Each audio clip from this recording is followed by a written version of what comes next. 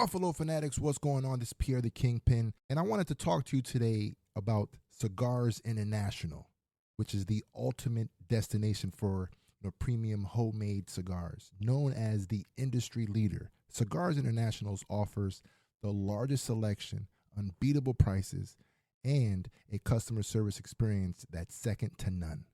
Whether you're new to cigars or a seasoned vet, Cigars International makes enjoying cigars easy, approachable, and fun. Cigars International is the go-to retailer for all things cigars, with the biggest selection of premium homemade cigars available anywhere.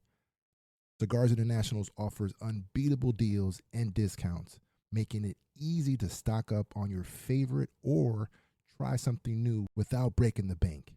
With fast free shipping and their 100% satisfaction guarantee, you can shop with confidence knowing that Cigars International stands behind every order. They have good relationship with vendors that helps provide great low prices. Whether you're new to cigars or a seasoned pro, Cigars International makes it easy to find the right cigar with helpful guides, staff reviews, and expert advice. It's not just about cigars. Cigars International also offers a wide range of accessories and more to elevate your smoking experience. Check out the great deals every day at cigarsinternational.com. That's cigars, CIGARS, international.com. Use code FANATICS at checkout for 20% off your order of $50 or more, plus free shipping. Or visit www.cigarsinternational.com/fanatics, and the discount will automatically apply. Again, use code FANATICS at checkout for 20% off your order of $50 or more, plus free shipping. Or visit www.cigarsinternational.com/fanatics, and the discount will automatically apply. What's up, Buffalo Fanatics? Josh Allen here. Just wanted to say, go Bills. Buffalo, Buffalo, Buffalo, it's the mafia. Yeah. Buffalo, Buffalo, Buffalo, it's the mafia. Yeah. Buffalo, Buffalo, Buffalo, it's the mafia. It's the Buffalo Bills, ayy. It's the Buffalo Bills, ayy. Buffalo, Buffalo, Buffalo, it's the mafia.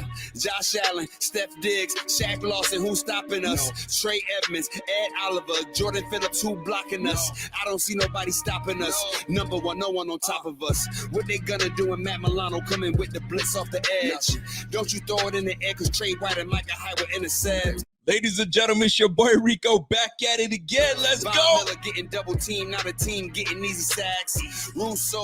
Shout out to my man Don Brown with the exclusive showing love. Let's go, man. Repurposed just for Bills Mafia. Let's go. The double moves coming straight for the quarterback. Take him down, take him down. McDermott clapping on the sidelines. In the crowd going crazy. Mafia, it's our time. Josh Allen, it's your time. It's the Mafia, yeah. Sunday, one Bills drive. Mafia, where you at? Buffalo, Buffalo, Buffalo, it's the Mafia. Buffalo, Buffalo, Buffalo, it's the Mafia. Buffalo, Buffalo, Buffalo, it's the Mafia. Buffalo, Buffalo, Buffalo, it's the Mafia. Buffalo, Buffalo, Buffalo, it's the Ladies mafia. and gentlemen, Buffalo, Buffalo, Buffalo, I had it's to the give some mafia. love. Buffalo, Buffalo, Buffalo, I had it's to the give some mafia. love to my man Don Brown. Came through, show some love, man. You got to, man. If you guys are artists out there and you guys want to get your shit off, you know who to give it to. I'll put it out there for you. Shout out to my man. I might have to make an exclusive. I don't know, man. I might have to make this the intro song, right? Let's go, people. Ladies and gentlemen, welcome to another edition of the Rico Report, brought to you by the Buffalo Fanatics. Let's go, folks. I'm glad you guys made it. We got some football to talk about. I'm always excited to bring you guys some love. So appreciate you guys tuning in. You guys don't have to be here, but you guys have given me your time, and I'm not going to waste it. So salute to everyone joining. Bing squad in the building. Bing, biggity, bing, bing, bing, bing, bing. Y'all are here. Let's go. The emojis, love your way. So, folks, we got a good one tonight, man. I got some topics I got to hit on, man. We're going to talk about OBJ. We're going to talk about the Giants. We're going to talk about the Patriots. Fam, what is happening with the Patriots? I mean, I love to hear the downfall of the Patriots, but my goodness, it's not sounding good over there, man. It's not looking good over there. Things are, I wouldn't say falling apart, but busting at the seams. They're busting at the seams. I don't know what's happening over there, but we're gonna talk about it. And I mean, it's just pretty. We just sitting pretty. It's good to be a Bills fan. Salute to everybody. Let's listen, folks. Do me a favor, smash that like while you guys are in here. Do me that favor, smash that like. You know what I'm saying? And if you have not joined, if you have not had an opportunity to join and subscribe to this, subscribe to it, and first of all, I'm showing love to the notification gang. If you guys have clicked that bell, you know it. When you hit it, it sounds a little something like that. When you hit that bell, it notifies you and lets you know when your boy's going live. And I saw a whole bunch of people in the chat waiting to come through. So appreciate y'all. We here, smash that like. Let's do it, folks. So listen, man, we're gonna talk about things around the league, man. Listen, the LA Rams are the first team we've got to play. And boy, that's going to be a tough one. But if your quarterback isn't able to play, how big of a competition are they going to be to us? I mean, shoot, they've got enough time to heal up. But right now, Matthew Stafford is dealing with some injuries, and he's got a shoulder injury that he's got to deal with. And is he going to be ready by week 1? We have no idea, right? And if he's not ready to go week 1, yes, we know they got some dogs on there. Cam Akers, Jalen Ramsey's out there. Aaron Donald's out there. You know what I'm saying? Like, they've got a plethora of players that make a difference. But the difference maker is your quarterback, and that's Matthew Stafford. If Matthew Stafford cannot go, John Wolford? I mean, I'm not even going to put that out there because chances are we will get Matthew Stafford. But how healthy will Matthew Stafford be? And that's going to be a difference maker. And what a tone setter that would be for the Buffalo Bills. What's up, my man? Dog 26, what's happening, baby? What a start to the season it would be for the Buffalo Bills, regardless of who's quarterbacking, regardless of the fact that they might not have Matthew Stafford. It's getting the win. It's getting the win. That's what matters, right? You need to start off the season with a bang. And when you get a W, to start the season, it's just a weight lifted off the shoulders. I didn't like the feeling, and I'm sure you guys felt the same way. Did you like the feeling when we lost to the Pittsburgh Steelers, knowing we were the better team, we were the more superior team? We know how week 1s are. Week 1 is a crapshoot, but if we can handle week 1 and do what we must, it just gets us off to a great start because the following game, we're at the Titans. Excuse me, the Titans are at home to us on Monday Night Football, back to back. I'm saying, listen, I'm getting myself excited. I'm trying to get my ducks lined up in a row so I can meet y'all at the game Monday night. That's going to be a party, but we got to first handle ourselves with these Rams. So who knows what's going to happen with Matthew Stafford? Chances are he'll play, but it's worth talking about because right now, if you look at that squad right now, Tyler Higbee's their tight end. Obviously, they got Henderson as RB and Cam Akers. You can't sleep on that. And you've got Allen Robinson and Cooper Kupp. But after that, Van Jefferson might not be able to play that week as well. So having your starting quarterback out and your slot receiver out, I mean, we'll see how that plays out. I mean, Cooper Kupp plays inside, outside. He's everywhere. But it'll be interesting to see how this plays out for the LA Rams. I'm going to tell you that right now. So we'll see. We shall see. Other news, Aaron Rodgers is in the news once again. He's up to his old tricks of doing some BS, and he might get away with this time. So my man is on some psychedelic stuff, man. He's doing what he needs to do to get his mind right, you know what I'm saying, for the season. And whatever it takes for him to get his mind right, do what you must. Do what you must. But boy, is he trying everything, right? I'm immunized, right? He pulls that stunt, and now he's doing this. He's a strange cat. But when you've been in the league 17 plus years, you could do those things. When you're a superstar, when you're a back-to-back MVP, you can do those things, right? You know what I'm saying? It's just Aaron Rodgers. When you're a star, they kind of give you a little more leash. They give you a little bit more leash. My man, John DeMarchi, what's up, Johnny? Johnny coming from the 305. What's up? He says, hey, did you know receiver coach Chad Hall's sister is Matt Stafford's wife? Yes, I did, sir. We have insider help for week 1. Kidding. The only question for week 1, can we block Donald and stop him from hurting? Well, here's another thing, and I'm going to bring this up. It's good to start to see healthy bodies coming back to the Bills, right? We've got Deion Dawkins back and fully focused and ready to roll, right? He's got a tall task ahead of him. right? He's dealing with Von Miller on a daily basis. So he's, you know, saying iron sharpen iron, right? Mitch Morse has been steady. He's been a steady piece in this offense. Ryan Bates has returned, right? So it's nice to start getting these names back in so we can build something. Spencer Brown is in and out of the lineup, right? Questenberry's been in and out, and kind of replacing Spencer Brown. They've been going inside from right guard to right tackle. And most importantly, Roger Saffold has been activated. So we're going to start to see him more often, inserting him into the line. So we're starting to, get healthy. We're starting to get guys back together, and hopefully we can build something rather quickly, right? We've got another week, this week of camp, and then we're right into preseason this Saturday. So listen, as much time as we do have, we don't. So and the good thing about this is we don't have rookies on this squad, right? We have Spencer Brown going into year 2. We have Ryan Bates is going to year 3 with us, year 2 to 3 years with us. Mitch Morse is a vet.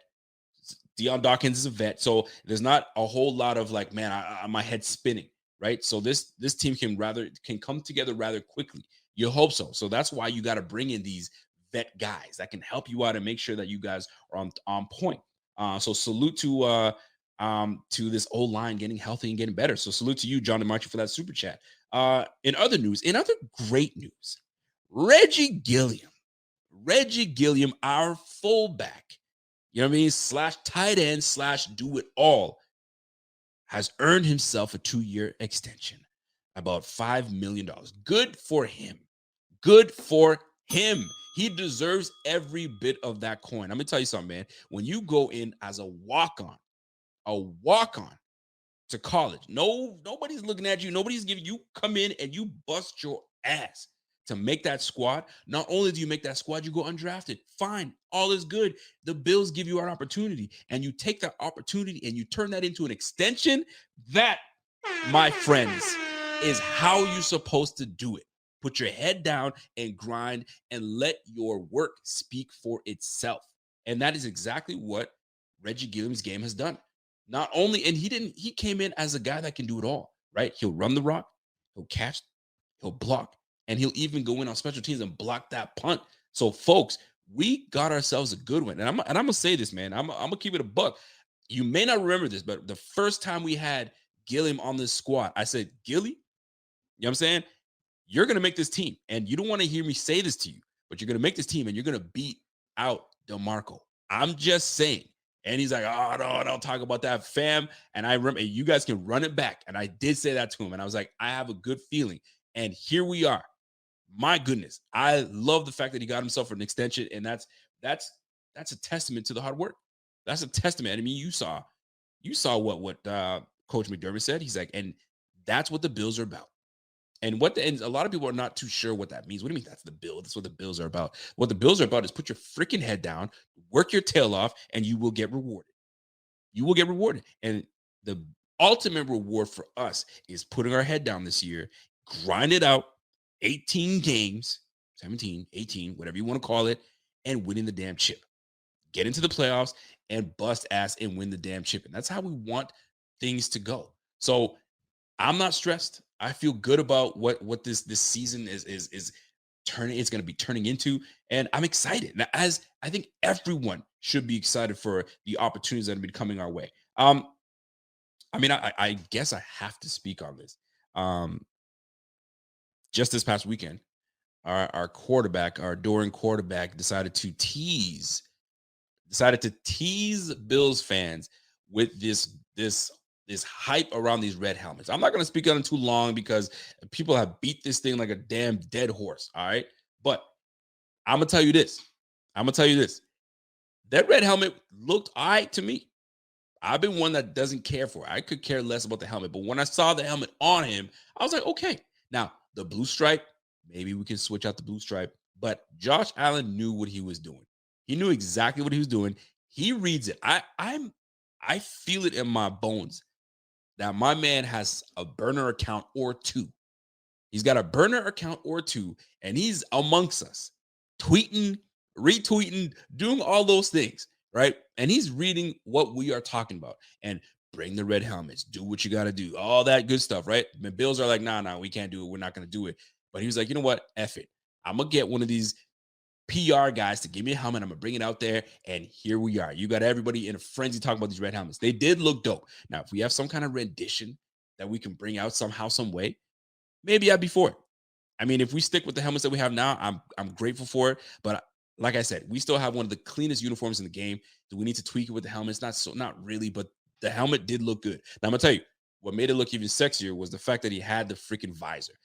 Anybody that rocks a visor, whether you're a quarterback or safety, like anybody, I mean, even a freaking center can rock a visor and you look mean, you look nice. And this guy always teases us with the damn visor. Yo, one of these days, man, I hope he comes out and puts the visor on and we roll with it. But it's probably not gonna happen. It's just for him to give a show for everybody else and go from there. So you gotta appreciate it. You gotta appreciate though. So the red helmets, good. It looked good. It was a big fiasco for everybody. But I mean, we are where we are. We are where we are. I did want to speak on something else though. Speaking of Josh Allen and speaking of the team, fam. This message goes to all fans in the NFL. In the NFL, we saw a little bit last year where I don't know if it was during a preseason or was it in the offseason. I'm not too sure, but Jalen Hurts was walking to the locker room and fans are trying to reach and try to grab and all that stuff, and then there goes everybody, collapse and they fall. Luckily, nobody got hurt, but I bring this up for a reason, right? Josh Allen the other day was running down the I guess the tunnel to go, back to the locker room, and everybody's trying to, get the star. He's a rock star. Everybody knows that, right? They're trying to get his attention. Somebody threw a football that was in a box. Could you imagine that man stepped on that box? Just timing of it. I mean, for crying out loud, we had Kevin Cobb running to the field and slipped on a mat. And that was it. We never got Kevin Kolb after that. It's just that freak accidents happen. Fam, y'all got to stop with that nonsense. If y'all want a damn autograph, wait your damn turn. If it doesn't happen, guess what? You got 18 weeks to try to get that. I know this is your best chance to do it now, but fam, it's not going to happen. All right? Now be respectful. That's number one. Number two, if you want your jersey signed, you hand the jersey to said player. You don't whip the jersey to the floor and whip it. Listen, Stephon Diggs is sitting there. Oh, yeah, you want to whip the jersey at me? I'm going to sign it. I'm going to put it right on the floor. I love the Petty Murphy in him. Y'all got to listen, man. These people are human beings. You got to treat these guys with respect. You got to treat these players with respect. You know what I'm saying? You can't be doing that. I know you want these damn autographs. I know you want all these memorabilia so you can have something you can put on your wall and all of that stuff. I love it. But to what? To disrespect the player? To disrespect them? Nah, man. Like, what are you looking for, a soundbite? You looking for like a clip from the cuss you out and then you post it all over the place and now he looks like a bad guy. Guys, respect the players. They respect the heck out of you guys. They stop and they sign these things. And if it's not your turn, it's not your turn. I don't know if this was a rant or not, but I just had to get that out of my neck because, dude, you throwing stuff at the players. They're just, you know what they're going to do? Then they're going to treat you like Michael Jordan, right?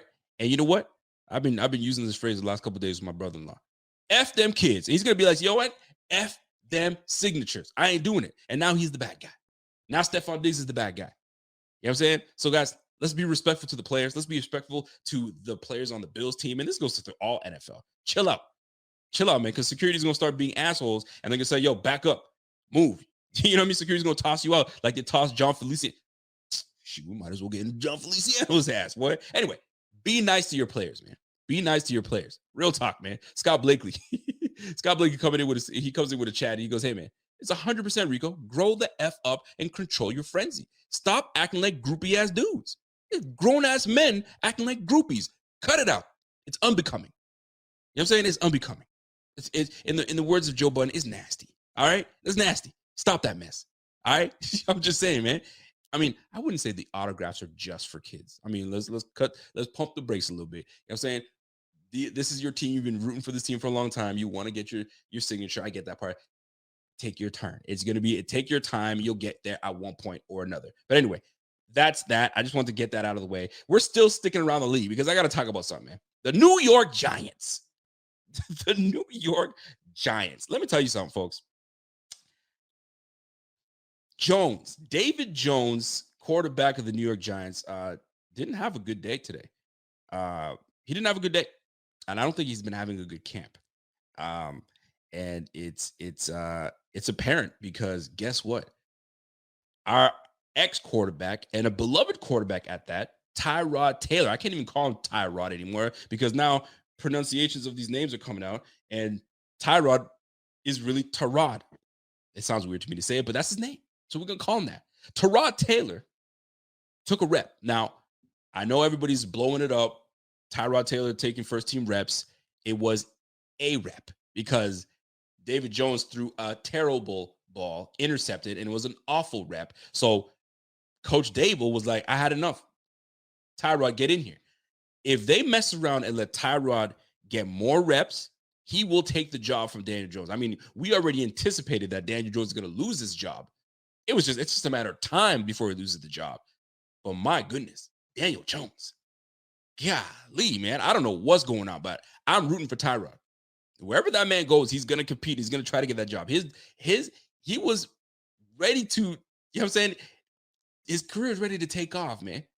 Until, you know what I mean, we brought in Josh Allen, and then the rest is history. But my goodness, man, Daniel Jones, you keep messing around, man. You're going to lose that job. You're going to lose that job. And guess what? Dable didn't draft you. So you better show everything you got for Dable, because if you don't, here comes Tyrod. Now, we're going to stick around with the Giants because our old pal, John Feliciano. John Feliciano, I'll tell you, boy, that boy, he talking. He's doing a lot of talking. And let me paint you guys a picture. Let me paint you all the pictures. So the New York Giants, I mean, you guys know what it is, man. When it's camp, training camp, if they say thud, it's thud. That's just what it is, right? That means you don't wrap the guy and bring him down. That's just the rules. Thud. Contact, stay up, plays over. We want to stay healthy. So Saquon Barkley apparently has a lot to prove this year. So I guess I don't know what was happening with the offense. Maybe he's frustrated with the quarterback play. So he took out his frustration on one of the defenders.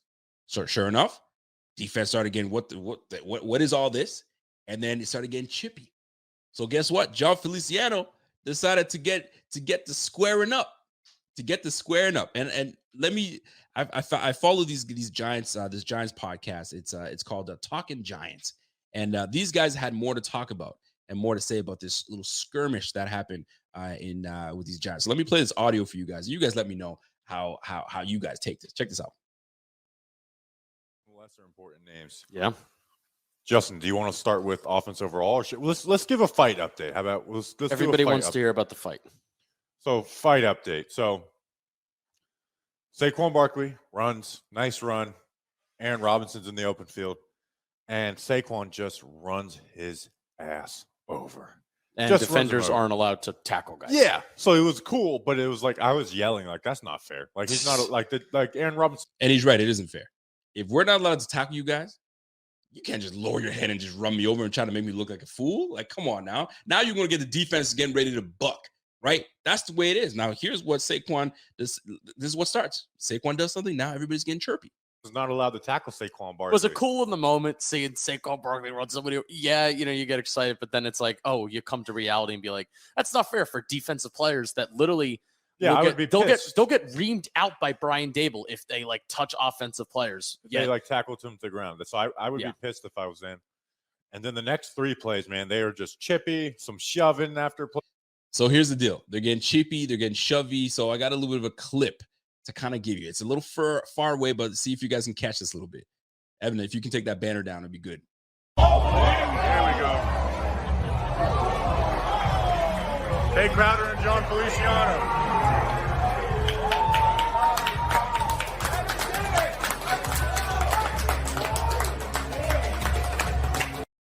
Now, I'm not against fighting. I'm not against a little bit of pushing and shoving, some swinging, saying kind of get the juices flowing, right? It kind of antes up the kind of get you motivated, right? Antes up the juices. And when things like that happen, it's cool. But y'all are wearing helmets. Y'all are swinging. I just don't get it. So listen to this, right? And, we're not allowed to record in 11-on-11 anymore. But there were like 2-3 plays in a row So I was like, they were getting chippy. So I was like, I'm just going to pull out my phone. I'm not going to hold it up. I'm just going to hit record. And if there's a fight, I'm holding it up. I'm not missing a fight video. We're not giving away any schematics. Nope. And it just, everyone knew a fight is happening. And if you go back and watch the video, it's John Feliciano and Tay Crowder. They literally just go head up and just start, not just like pushing, just start swinging on each other, throwing.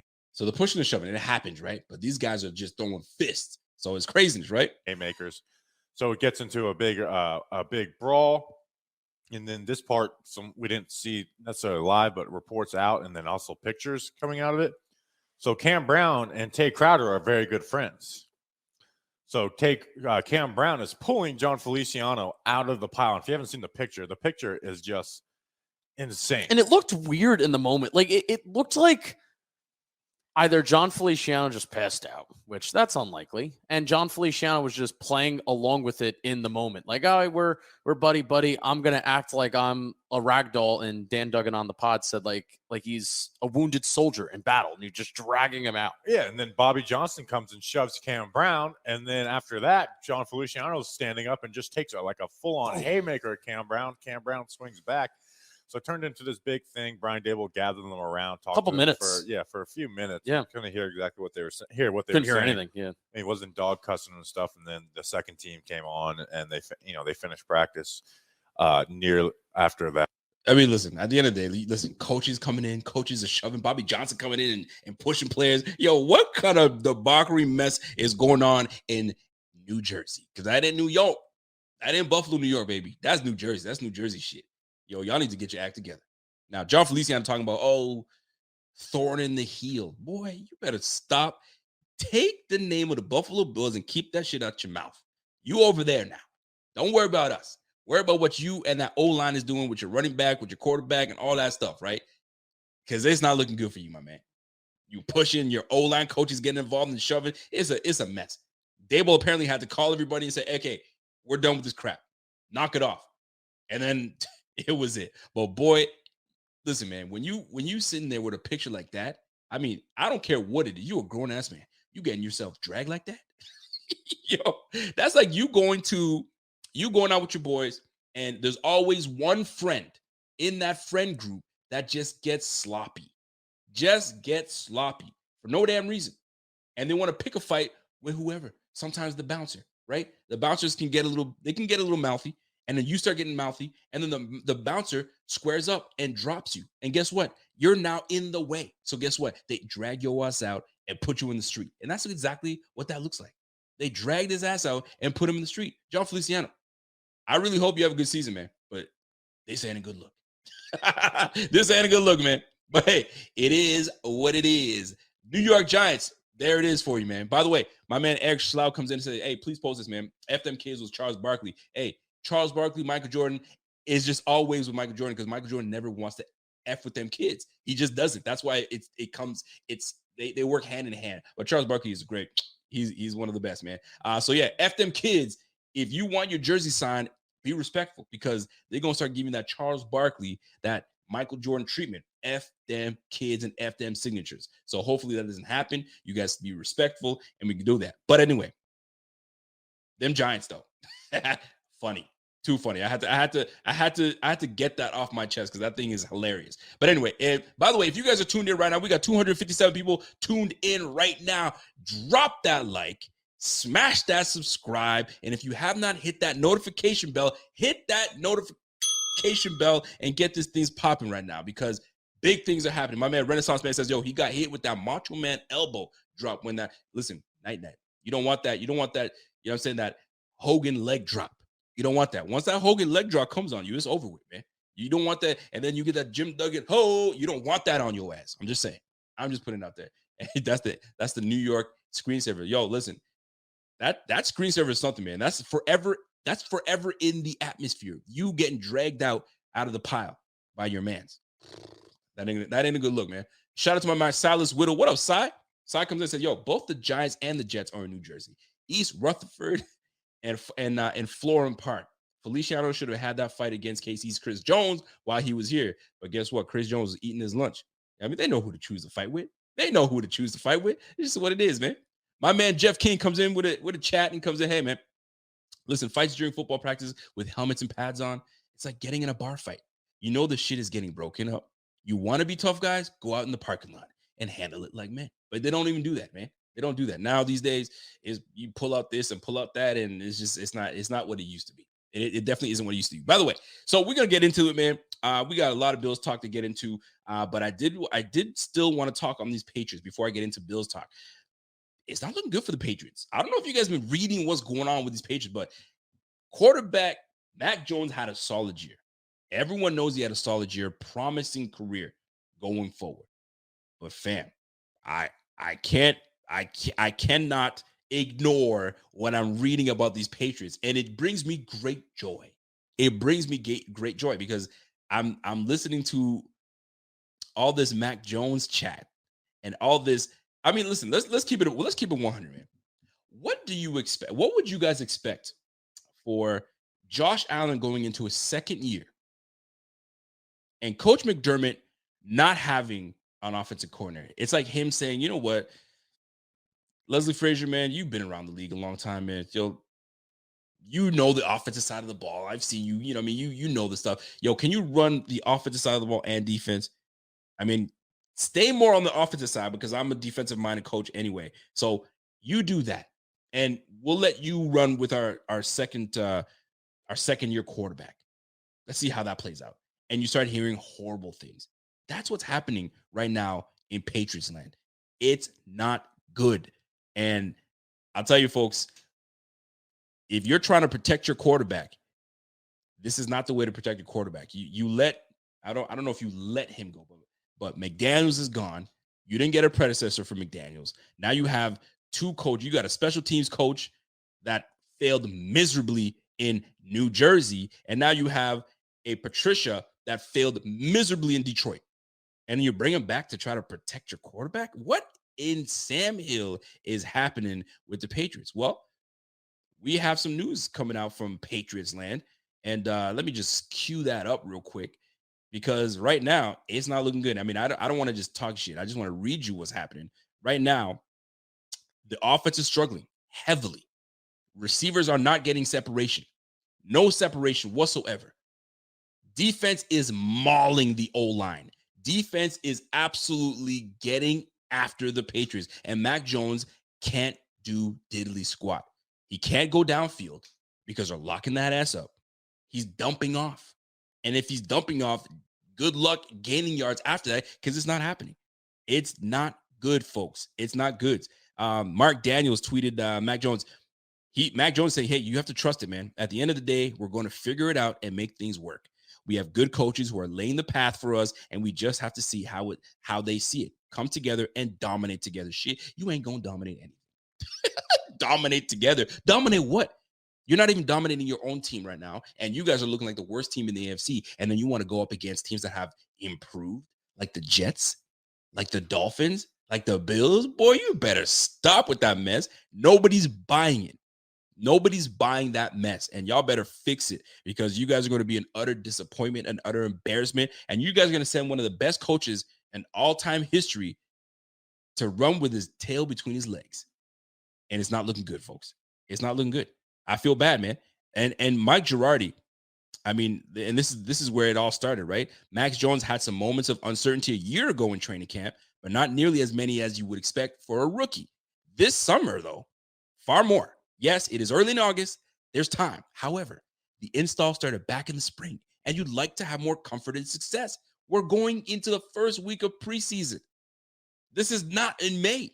We're going into the first week. I can't wait to play the Patriots, boy. We waxed them in the preseason. Excuse me. We waxed them at the end of the season. Then we waxed them even harder in the playoffs. Boy. The fall of the Patriots. You love to see it. You'll love to see it. Louis Angel says, hey, Patriots camp and Mac Jones situation equals music to my ears. Oh, you best believe it. And I'm petty as ever. I can't wait when we play the old Patriots and I get to bring all my Patriots friends on. And I'm gonna have a serious conversation with them. What the heck is going on over there? What's going on, man? Golly, you don't spend the entire spring and the first 2 weeks of camp and you're trying to figure out a system? Where's your offensive coordinator? Woo! I'm tired. I'm sorry. You know what? We're done. We're done with Around the League. I've talked enough. I've gloated enough. I've been petty enough with these guys. We're going to move on to real talk. We're going to get on to Bills talk. Folks, buckle up because we have a hell of a season coming our way. And where do we begin? Well, listen, the official depth chart is out. All right. And not too many things are shocking. I mean, if you really look at, I don't know if you guys can see this very, very clearly. If not, don't even stress about it. I'm sure you guys have seen it. There are a few things that stood out to me, and I think it stood out to you guys. The punter situation. Not that I really cared too much about it because we drafted the damn punter. You know he's going to get the position. You just know. You don't keep Matt Hawk and draft a punter and then you just end up cutting the punter. It's just not going to happen. They're trying to make it a thing. It ain't no thing. Matt Araiza is going to get it. And I'm going to bring my man Evan on to kind of give us some statistics he took himself in the blue and red game, but we'll get into that in just a moment. But looking at my notes right now, what I wanted to start off with was this depth chart. And nothing really stands out. Craziness, right? 3 positions I had to pick. If I had to pick 3 positions, let's talk about it, man. We're going to right into it, man. The receiver room. And right now, the receiver room is always, the last 3 years, the receiver room has always been a complex. Who do we keep? How many are we keeping? But this year seems to be a little easier, right? But there's one or two names that are kind of throwing a wrench in this whole situation. And that is not Isaiah McKenzie, because Isaiah McKenzie all offseason long has been proving that he is the man for the job. And it all started against the who? The Patriots. It all started against the Patriots when he just was all over them. Dude, what he had like 11 receptions, over 100 yards. The guy was the player of the game. Player of the game. Now, hear me out.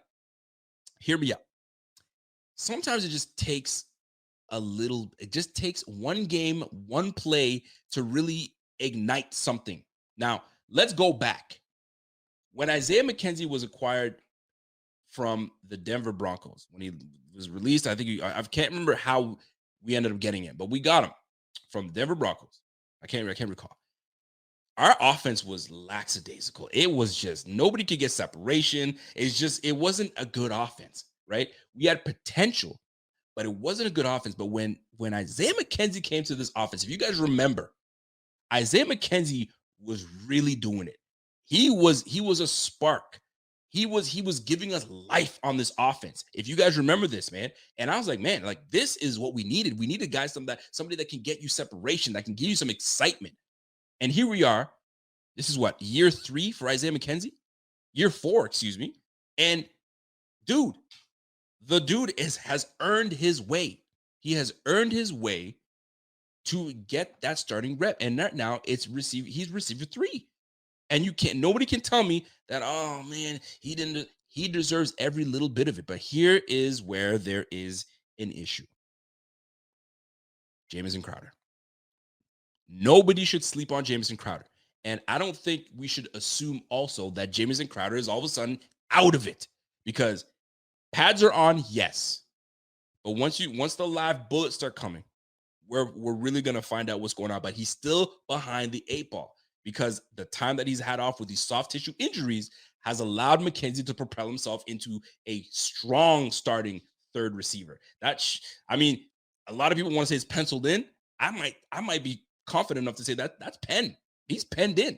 So now, how much are they going to split time? I can't see Jamison Crowder being released. It'd be difficult for me to see that. And if it does happen, that's the nature of the business. But I also can't see Isaiah McKenzie getting all the reps that Cole Beasley got last year. I think this is where they keep both these players, Jamison Crowder and Isaiah McKenzie, and they'll split time. I think they'll split time. I think there's 2 great talents, 2 different types of talent. And I think that we'll use both these individuals accordingly. So I'm looking forward to seeing how that plays out. So you got Isaiah McKenzie as receiver 3. You got James Crowder, receiver 4. Khalil Shakir, receiver 5. You got Diggs and Davis. You know what I'm saying? Those are your 5 receivers. Receiver 6. Here's where it gets tricky. You got Kumro. Marquez Stevenson is hurt. He's going to be out for a little bit. You got Tavon Austin. So, and here's the thing. Here's a name that I've been saying that, man, I just don't see where he's making a roster spot. But here comes Isaiah Hodgins. Isaiah Hodgins is going to make it extremely difficult for this management team. What do you do with Isaiah Hodgins? Because you let him go, the way he's been playing this camp, he's going to get scooped up. And you do not want him to go to somewhere in the AFC East. You don't. But you also want to keep him because this might be the guy that you need. You let him go and he flourishes somewhere else. You don't want that. I know we have depth on this team, but you can always have more. You can always have more. So Kumaro, special teams player. What do you do with that? But we're loaded with special teams players. So are we going to hold on to Kumaro? Is it going to be that? Is it going to be that type of game? It's going to be very interesting to see what we do with the receiver 6. And it's always the same damn thing. Then you got Tavon Austin. I've been fighting for Tavon Austin to make this squad, and the only way he's going to make this squad would be as a return man, which would then slot him into receiver 6. So is he going to be the punt returner? Dog 26 says, yo, Crowder is official, man. He brings a lot to the table. I agree with you. That's why I don't think we're going to move on from him. I think it's going to be a split time. It's going to be, we do a running back by committee. Guess what? It's going to be slot by committee. It's going to be Isaiah McKenzie and Crowder. And you can't go wrong with that. You cannot go wrong with that. I feel that would be the most optimal thing to do. Get your talent on the field and use them. Get them both on the field, man. Go 5 wide and put all these suckers on the field, man. Let's do it, right? Who you going to – and you have a quarterback that will straight run your ass over. So pick your poison. By the way, Eric Schlau just picked his poison by giving me a super chat. I appreciate that, my G. He says, Jamison Crowder is still that dude. You damn right he is. We've seen it firsthand. And Tremaine Edmonds looks like the predator. Well, I mean, shoot, we knew that, my guy. We knew that. But this receiver room is going to be quite a fun challenge. I'm going to tell you that right now. So how are they going to divvy this up? Preseason is going to determine a lot of this. What made things easier is and it sucks for me to say this, but the injury to Marquez Stevenson. That kind of opened things up a little bit. I mean, I don't want to add another name into this whole situation, but Tanner Gentry might be coming in and sneaking in somehow, some way, but that's a long shot. But I also thought that Isaiah Hodgins making this team would be a long shot. So we will see how this shapes out. Receiver 6, is he going to be a punt return? Are they just going to say, you know what, James Cook, you man the kick return position. We're going to keep Isaiah Hodgins as receiver 6. We just don't want to lose him. We will see. It's going to be a tough one. Pay attention to that position group. Pay attention. Here's another one. Defensive line. Defensive line is going to be a tough one. How many are we keeping? It's always tough, folks, right? AJ Epinesa has been making a little bit of noise. Maybe he puts it together this year. Boogie Basham. Are we confident enough in Boogie Basham? Right? Shaq Lawson. Have you guys been hearing anything about Shaq Lawson? I'm not saying that he's a lock, because he certainly is not. And I don't think he was a lock to begin with. It's just there's too much depth. There's too much depth. It's gonna be tough. So position group to pay attention to is the defensive ends. Shaq Lawson, AJ Epinesa. I mean, you already know Greg Rousseau. You know what I'm saying? He's gonna be ready to go. Von Miller's already up in his ear. So let's pay attention to the defensive end. And furthermore, defensive tackle. We might be set with defensive tackle, but we'll see how that plays out. But there's going to be a cut somewhere along the lines that we're going to be like, damn, I didn't see that one coming. But I understand it. And the one that makes the most sense for you to kind of to let go of, based on what I've been reading in camp, productivity-wise, and straight up age. Age sometimes ain't nothing but number, but it means something in the NFL.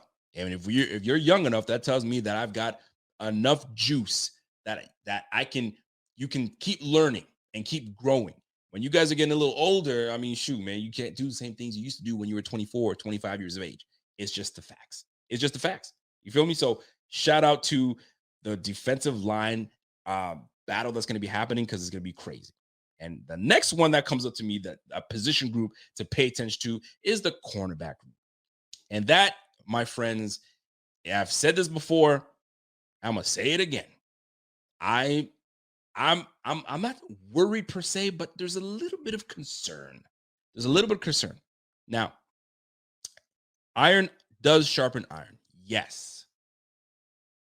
But there comes a time where, I think the iron on the offensive side of it is just too damn strong. You know what I'm saying? And like we're not even sharpening the other one. We're just tearing them up. And the offensive side of the ball, the receivers on the offensive side is just too damn much for our corners. And I'm kind of concerned. And we drafted Kyer Elam with the first freaking pick in the first round. Excuse me, the first round, not first pick, first round. And when you draft someone in the first round, that's a pillar to your team. That's always been my mindset. When you draft someone in the first round, they're a pillar to build your team. And right now, yes, he's a rookie, but I am still concerned because right now, 6th round pick, Christian Benford has started to get first team reps. Not that he shouldn't, but my goodness, you've got to pay attention to that. That is not per se cause for concern because it's a good and bad thing. Because Kyer Elam should be head and shoulders the guy to take over because we drafted you in the first round. You're first round talent. We felt good enough that we traded up to get you. But I do see some chance. I do see some things that I'm like, I'm not sure. I'm not sure. So I'm telling you, folks, I'm paying attention closely. But I do love hearing that Christian Benford doesn't give a damn where he got drafted. He is holding his own. And the team is confident enough in him to give him first team reps. Now, defensive side of the ball, D-line, there's going to be rotation at all times. There's going to be rotation. Keep these guys fresh. They're rushing the passer. Cornerback, if you see your 6th round draft pick get in there, you know what I'm saying? And sharing time with your 1st round draft pick. Very interesting. Now it's early, and I might be jumping the gun here, but I'm still I'm side eyeing right now. I'm side eyeing. I'm like, I'm paying attention. I'm paying close attention to see how this plays out. Now, this team is damn good. So I can't even front, man. Like covering Stephon Diggs and Gabriel Davis, the way Gabriel Davis has been doing his thing, it's a tall task. So hopefully, whatever you guys are taking from these two gentlemen that are cooking your asses in practice, you bring it to preseason and you show us a little something. But we're going to be paying attention. I promise you that. We're going to be paying attention. So those are the 3 positions that I'll be looking at, man. So D-line, the receiver room, and the cornerback room is craziness, man. I mean, shoot. This team I just feel like it's destined for good things. And it's destined for good things, man. I do want to play something. I just want to take a little break to play you a little something because we have fun, right? We have fun. And a lot of fun during the season is watching our team dominate, watching our team kick ass. You know what I'm saying? But during that time, you have fantasy players that you're wondering, are they going to perform? What are they going to do? So the one thing that I'm big on is fantasy football. And the one thing that we are affiliated to is Dynasty. And folks, if you're not aware of Dynasty, if you haven't jumped on Dynasty, I think it's something that you guys should definitely look into. And our guys, Z-Bot, Pierre, are all part of this Dynasty, and they're loving every bit of it. And if you're not familiar with what I'm talking about, folks, let me give you a little something right here. Dynasty Owner is the best way to play fantasy football. Get inside the mind of an NFL GM as you use real NFL markets and off-season moves to make your Dynasty Owner team the best in the league. Download the Dynasty Owner app on the App Store or Google Play today. You've never experienced fantasy football quite like this. Jump in there if you haven't, and it's a lot of fun. I think I might join next year because I'm already part of a league right now, but I think I might just join because I feel like I'm nice enough to get my game in there. So jump in there and let's win some games this year, man. There's a lot of Bills players that you guys might want to put on your squad. Just don't be too homers like me. I tend to get a little too much, so I got to temper myself this year. By the way, shout out to my man Brew Crew Fishing with a super chat. I appreciate you, my G. He says, hey, some shocking cuts will be made, and it's not going to be easy to swallow. That's what she said. Just hope they're the correct choices. Well, this is why Bean, McDermott get paid the big bucks, man. They get paid the big bucks because they got to make the tough decisions. And it takes the head coaches, it takes the position coaches to truly see what is good. And don't forget, man, the guys that have brought these, they scouted these guys. I mean, you got to see if your reports that you gave to the team are correct. And hopefully they nail exactly what they need to nail, and they don't let the wrong person go and they flourish somewhere else. So I'm definitely paying attention to that for sure. But man, oh man, it's going to be tough for them to make some cuts. But there's some cuts that we both know. I mean, we're going to talk about it some more like 2 weeks from now, 3 weeks from now. It's going to start to materialize on their own. You just know what's going to happen. Someone's going to perform, someone's not going to perform, and then we're going to go from there. My man Seth came up with a question. He said, is Elam another bad pick for the Bills? Way too soon to tell. Way too soon to tell. I'm just kind of showing my concern, man, because I want to hear, like, you know what I mean, he's locking dudes up, he's that. I have not really read anything where Kaiir Elam killed it today. That was that dude. You could tell why we drafted him with the first round pick. I have not read anything of that sort. What I have read is he still got time. He still got things to do, and which is fine. That's what a rookie's supposed to do. I get that part. But my goodness, I'm saying, man, we got a lot of good receivers coming our way, especially week 1. And if Stafford is ready to go, and Tyrod, and Tremaine, you got me saying Tremaine Edmonds, Trey White is not ready to go, it's going to be tough, man. It is going to be tough. We're going to see how this plays out, man, for real. But so the Jeff chart is, I mean, it is what it is. I mean, the things that we saw is pretty much standard.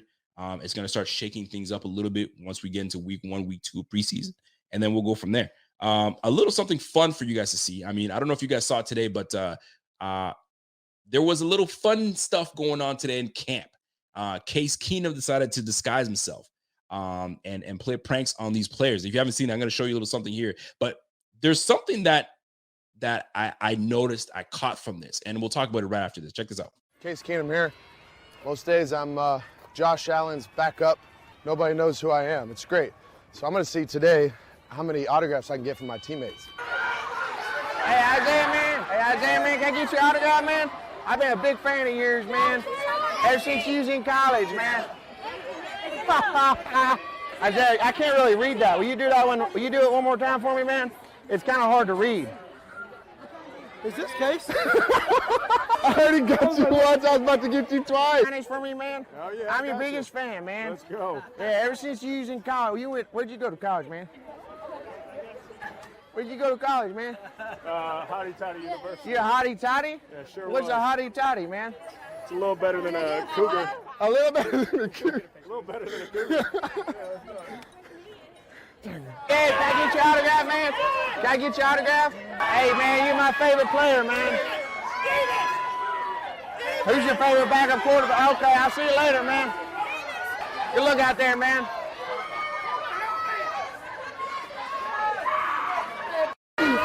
Have a good job. What do you think of the defense this year, man? It's going to be great. What about the backup holder position for the kickers? How are they doing? They're going to be great, too. They gonna be great? Hey, Brandon Bean, man, can I get your autograph there, man? How you doing, buddy? Love you, man, since you was in college over there in Temple, man. Thank you, brother. I'll be looking good this year, man. Oh, yeah.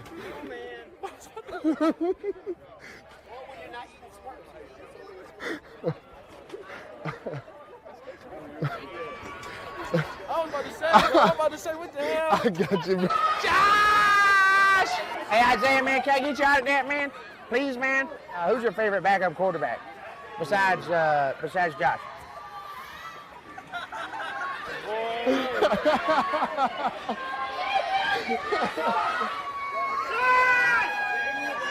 Hey, Josh, man, you're my favorite player, man. You're my favorite player, man. I love you, Josh.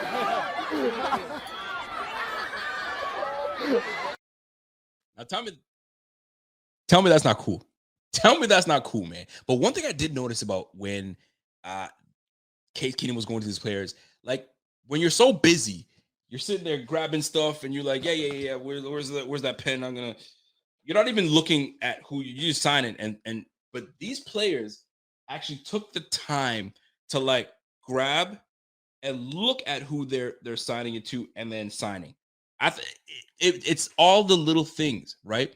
Because they easily could sign that and keep going, right? but they really took the time to kind of look at the player.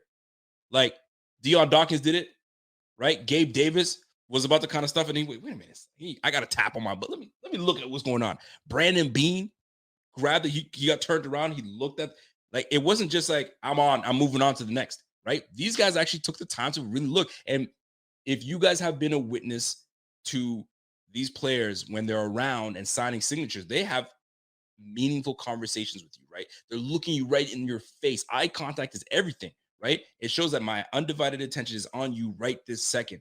I picked that out. I pay attention to those things, and I thought that was super dope. So salute to the Bills, the culture they're building around this team, man.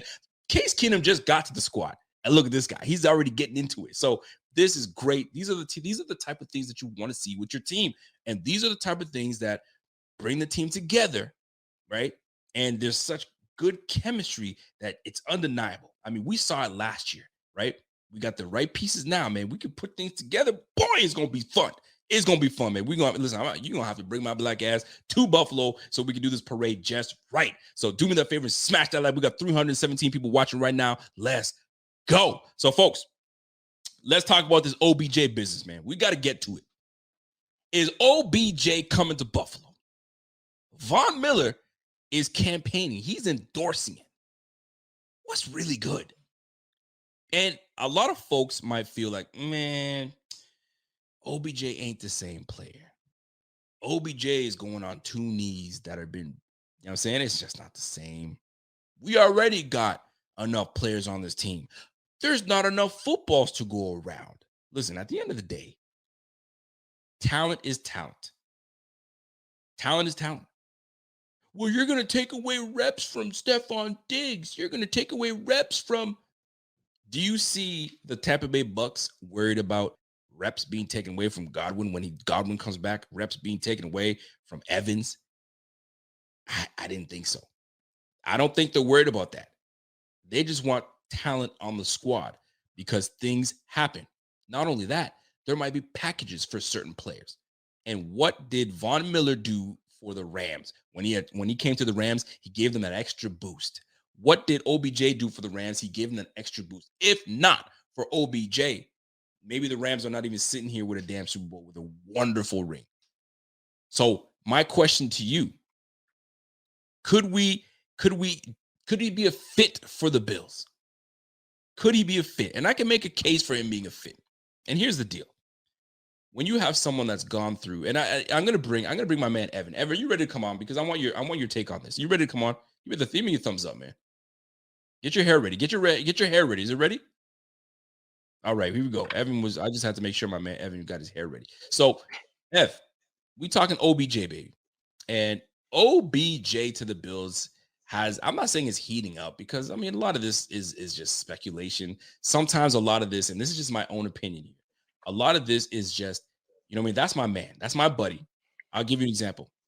All right, we'll take that banner down. So we'll give you an example. So if Evan's been out of the game for a bit, he hasn't been podcasting in a long time, and he's like, man, I'm hungry to get back into podcasting, man. You know what I would do? Because that's my boy. I'm like, yo, Ev, you coming through? You joining the Rico report? And everybody's like, yo, shit, Ev's coming to the Rico report. It may not be happening. It may just to get Ev his juices flowing and getting everybody talking about it. So when Evan is ready, yo, somebody's ready to, you know what I'm saying, jump on it and do that. So OBJ, it might be just to get enough buzz, keep his name in the area, in the air, right? So he can jump on a squad. But we're talking about the Buffalo Bills. How can we make him fit with the Bills? And can you see it happening? Now, before you answer that, Ev, I'm gonna jump on the super chat by my man PVC fam. He goes, hey, we're not as stacked at receiver as possible. First year, Gabe was a true number 2. McKenzie is slot, really? And one guy goes down and we get real thin. Why not sign him? And this is what I'm talking about, right? You can never have too much talent. And here's the deal. It's not like he's available right now. He's not going to be available until what? I think he got hurt in February. The word is he can be available November, December. Yeah, they're saying about mid-November is when Odell Beckham Jr. will be back. There you have it. So, Evan, talk to me here, man. I want you to be part of Bills Mafia because you've been reading what Bills Mafia is saying. What have you been hearing what Bills Mafia say when it comes to OBJ potentially? We're not even, it's just speculation. It's between two players. Nobody's really talking about it. Is it a good fit? Of course it is. You got one of the best quarterbacks in the game. Of course you want to go to that. So your thoughts. What have you been hearing from people? And give me your thoughts on OBJ potentially his fit with the Bills. Yeah, so just, hearing around Bills Mafia, whether that's on Twitter, Instagram, YouTube, anywhere, or in person in general, every time the topic of Odell Beckham Jr. coming to Buffalo is brought up, they're kind of torn because you think of the player that OBJ is. You always think of that stretch from 2014 to 2016, a top 3 receiver in his prime, just dominant, was just probably had the best 3-year stretch of a receiver within the last decade. Odell Beckham Jr. was right out the gates, red hot, one of the best ways to start his NFL career. The guy was just outstanding. But then, he has a few years where he's getting injured. He's off the field. People are considering him a diva, an off the field issue or whatever. Like, they just not a good fit for certain teams, whether that was in Cleveland. But then, he goes to the Rams and, he kind of finds himself. Right? Odell Beckham Jr. goes to the Rams and he finds himself and he starts, doing really well. He had about 5 touchdowns in the regular season in an 8-game stretch. And then he gets to the playoffs. He had 100-yard performance in the NFC Championship. And in the Super Bowl, if that guy didn't get injured, he probably could have made a case for winning the Super Bowl MVP. He was about that. He was going to do that. He was having a phenomenal performance in the Super Bowl. And, that's the type of thing, there's a lot of Bills fans that are having that type of like 50-50 topic. They're like, if we bring him in, will he take targets away from Gabe, Stephon, Isaiah? He'll push a guy like Gabe Davis down the depth chart. People are worried that he might get injured. But then there's the other side of the conversation that's like, this guy's super talented. I think he'll fit in. You can never have enough receivers. What if a guy goes down? If a guy does go down, we don't have a guy like Odell Beckham. Our depth chart's kind of thin, and I'm kind of on that side where, I want to bring in a guy like Odell Beckham Jr. because if he's ready by the mid-November point, you'll have just another player to mess around with on the offensive side of the ball, and defenses are going to have to game plan for that. You're damn right. Imagine lining up 5 wide with Diggs, Beckham, Davis, Knox, and James Cook. Like, how is a defense supposed to, game plan for that? And I get it. Like, yes, he'll probably take a few catches here and there away from Gabe Davis. Obviously, that's just going to happen. But the Bills are looking to get into a point to get to the Super Bowl. We're at that point where we have all our chips, kind of pushed into the table, and we want to cash in. Why not bring in a guy like Odell Beckham Jr., who has, the chemistry with a guy like Von Miller? He's basically best friends with him off the field. We see it all the time. These guys are always hanging out, always going back with each other on social media. I mean, Von Miller's basically kind of recruiting Odell Beckham to the Bills, and I'm all for it. At first, I wasn't all for it just because, again, like, Bills fans are torn 50-50 on it. So I want you to touch on this. You said Justin Reithley said 2 torn ACLs. I'll pass on that. So you mentioned something earlier today, pre-production, and we were talking about 2, and that's what I brought up. 2 knee surgeries. It'll have people kind of saying, I'm not sure about that. So let's talk about what you mentioned to me in pre-production. Yeah, so in the pre-production, just going through Twitter over the past couple of days, just because the whole thing with Odell Beckham to the Bills has been such a big conversation. Someone mentioned that with the new surgery that Odell Beckham got on his knee, it actually fixed a previous surgery that was bad that he got about a year and a half ago. Yep. So that was big to me, because everyone knew that, once he got that second ACL knee injury, it just wasn't good. It just wasn't good. But then you kind of look into the deeper side of it, and then you figure out, okay, this surgery is going to actually make up for the previously bad surgery that took place on his first on the first go around with the knee. So I think that's something to look at positively, and I think it's a good look. I think it's a great look too. And you just never know what can happen. Now, John Henry makes a point, and I've heard this, I've read this before, right? It really goes away from the way things are done by the Bills. By the Bills, we do bring in a name player here and there, but we're not the Rams. But here's one thing that I do know that Bean is accustomed to doing. And this is I was reading an article. And this is I was telling my man Evan about this. Bill Parcells and I'm not going to speak on it too much this week. It's going to be more for Friday's show. But this is apropos to what that comment from my man John Herring said, right? I'm going to leave the comment up there, right? It goes against what the Bills do. Right? Bringing a name here and there, it's cool, but we're not the Rams. We don't just bring everybody and pay anybody and all that good stuff. Now, hear me out when I say this. Bill Parcells, the way he structures his roster, right? And I got to look at. He had a key name for it. All right, I think he's called the look and see. I think it's called the look and see. But anyway, I'll bring this up for a reason, right? Let me take this down now. Sometimes you have to look and see what's out there, and Bean is accustomed to that, right? Guys that were drafted quite high years back, for some reason didn't work out. They had a major injury, whatever the case is. We've had that on our team before. I mean, case in point, Von Miller, right? Von Miller was a high draft pick. It was tied to the Bills long ago before young Bean, and we were able to bring him out. How many times have we brought guys that were big names before and we brought him in on the cheap, but they still had talent, right? So this is right up Bean's alley, truly. So it wouldn't shock me at all to see us kick the can, if you will, down the road and say, okay, let me see what's up with my man OBJ. Did he heal? Is he healed right? Let's bring him in for a workout, see what's up. Oh shoot, he's looking really damn good. You know what? Let me give you a cheap ass deal. You know, Bean is a wizard. He ain't just gonna pay anybody any type of money until he really kind of dissects what you are going to bring to the table. And the crazy thing is, we're looking for closers. We're looking for guys that have experience, right? So what do? We go and bring Von Miller. If Von Miller is ringing the bell for OBJ, there's a reason for it. You feel me? So if we can kick the can down the road and say, hey, let me bring you in and see what you got, and we can bring him on the squad, how does that hurt us, right? Yeah, let me give you a scenario. Diggs is where Diggs is. Davis slides into the slot for a few plays here and there. OBJ's on the wide side, vice versa. You can even throw Diggs in the slot too. You put Diggs in the slot. I don't care what you do. You can move things around. And the way that this offense works is you will never just be one position. You're never just the X. You're not just the Y. You're going to be moving from right all over the place. So why not? Why not bring him in? I mean, we brought in a freaking running back that is a wonderful receiver. Listen, you're going to have to stop us. And by any means necessary, we need to win this damn championship. So why not? Now, is he going to be a good fit? That's the main question. And my answer to that is yes. The culture will change anybody. I don't care who you are. You could be the most troublesome person. It's like, Richie Incognito, known as a troublemaker, this, that, and the third. Comes to Buffalo, you don't hear a peep from him. Just a workhorse. Just does what he's supposed to do. You know what I'm saying? So I'm not at all worried about anybody coming to Buffalo, because I think they'll be just fine. So an OBJ coming, you're playing with Josh Allen. You know what I'm saying? Josh Allen is a vet now. He's no second-year player. He's a vet. You know what I'm saying? You have a very headstrong head coach. You know what I'm saying? That he's disciplined.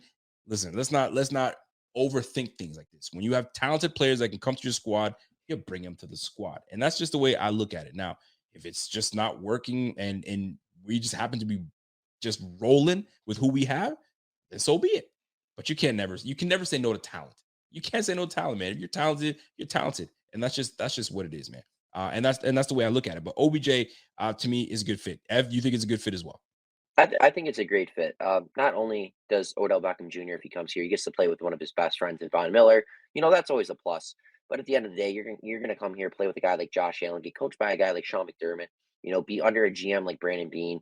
Just the culture and just everything that, you know, those guys have built over the last 4 to 5 years is just so structurally sound that let's even say that a guy like OBJ has a little drama in him here and there. Yeah. I don't think that's enough. That's gonna like throw the Bills off course or anything. There's go off the side of the like. I don't think that's gonna mess any of their pass up going to the Super Bowl or potentially for a Super Bowl run. I think it's gonna be a good fit. I mean, you need talent to win games. You're right. You do.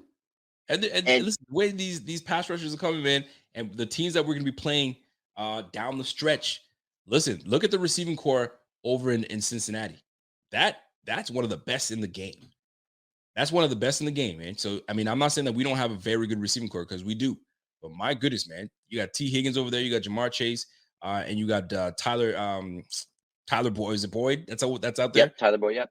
Tyler Boyd. So I mean, and dude, man, like you can't go wrong. And they just shored up their O-line. You got Mixon running the football, and Joe Burrow is doing his thing. Listen, we're going to be competing with the teams of those likes, right? And listen, Cincinnati, where did they go? They went right to the Super Bowl. So we gotta be hitting on all cylinders. And if we can add any weapons to the squad, you do it, and you don't even look back. You just freaking do it. I do have a question for you though, F, because you were at the red and blue game. We're going to switch gears here. You were at the red and blue game. It's not a sexy position group to talk about. It isn't. But I know some people that try to make it a sexy position. And we're talking about the kickers and punters. The kickers and punters, right? And you have a little something to share with us when it comes to the competition between Matt Hawk and Matt Ariza. So talk to me about these two gentlemen going at it back and forth. What are we looking at here? Yeah, so while I was at the blue versus red scrimmage, I just thought, hey, let me just clock the hang time on some of these. Yo, you clocking hang time now? Let's go, man. Yeah. We got the hang time on the punts. These aren't pinpoint accurate on the dot, but it's about in the certain range. But so I'm gonna start with the best, right? Matt Ariza had a punt that was 4.71 seconds in the air. That was his second best punt. Okay. That was his second best punt of the day for hang time wise. And the average hang time for a punt is about 4.4 seconds. And so a 4.71 punt, is really exceptional. And then he had another one later in the day where it was 4.76. Yep. So you had some of those. He did have some ones where he was just under 4, like 3.97, 3.86, and 3.63. So a little shaky on the consistency, but nonetheless, you see him progressing, working through his hang time. Now Matt Hawk, for the most part, really stayed consistent with his hang time. Now, both of them did have bad punts. There was points and times where they both just had terrible punting performances. But Matt Hawk, for the most part, stayed around 4.1. His best was 4.4.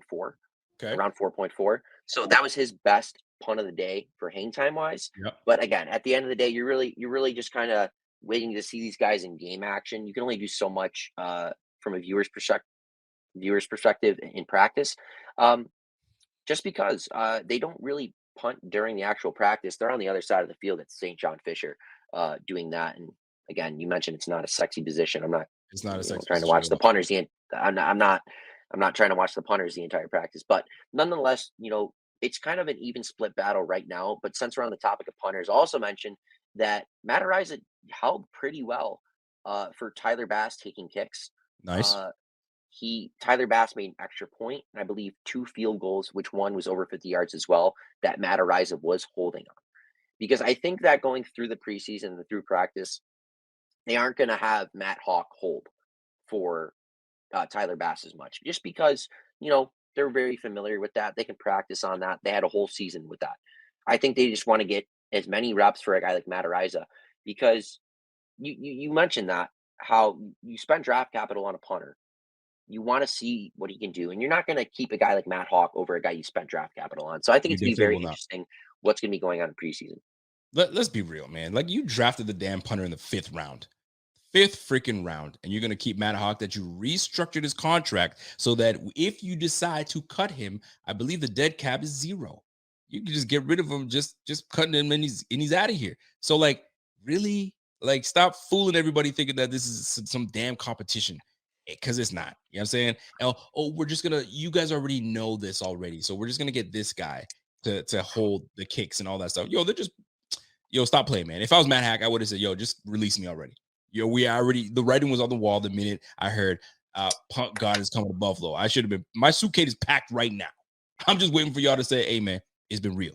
But you know what? Injuries happen. You don't wish that on anybody. So we'll see. But I will give some flowers to Matt Hawk. Matt Hawk is known. There you go. Ronald Rigler. Hack can hang him high for 20 yards. And that's the thing. Matt Hawk, is